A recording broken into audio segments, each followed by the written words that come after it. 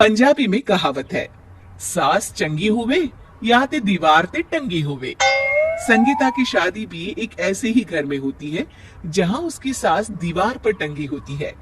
ससुर और पति शादी के पहले दिन उसे सास के फोटो के सामने ले जाते हैं, जहां ससुर जी कहते हैं, बेटा बेटा संगीता, ये तुम्हारी सास थी, बहुत नेक और भली, लेकिन थोड़ी गुस्सैल थी। गुस्सा आने पर सब तहस नहस कर देती थी, पर अब ये इस दुनिया में नहीं है। हाँ संगीता, माँ होती तो तुम इनकी कोई बात टाल नहीं सकती थी, वरना तो माँ घर में भूचाल ले आती।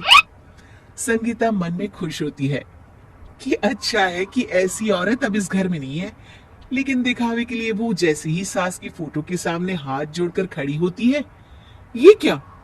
सास उसे देखकर मुस्कुराने लगी।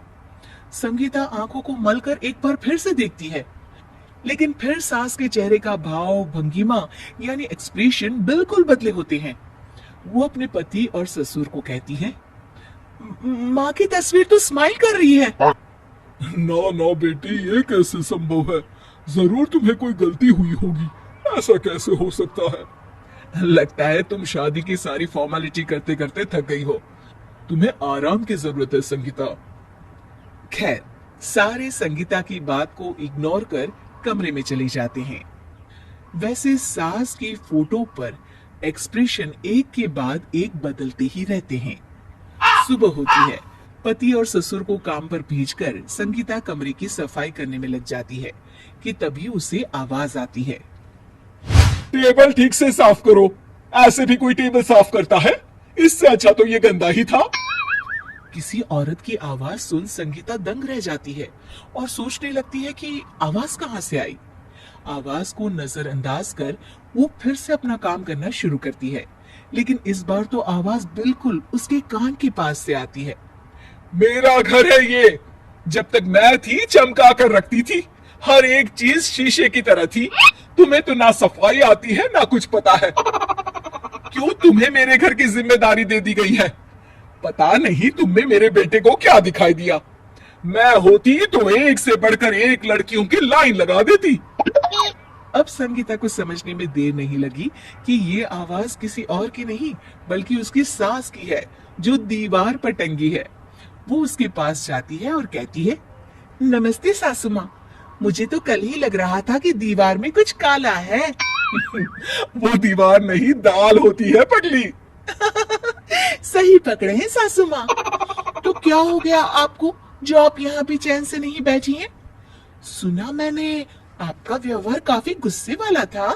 चुप रहे तू, ज्यादा बकर बकर ना कर। घर का काम करना तो आता नहीं, आई है मुझसे बहस करने। हाँ देखिए सासू माँ, मैं आपसे साफ साफ कह देती हूँ, मुझसे पंगा लेने की कोशिश मत करिएगा। तभी पीछे से संगीता का पति आता है। अरे संगीता, किससे बात कर रही हो? कौन है वहां?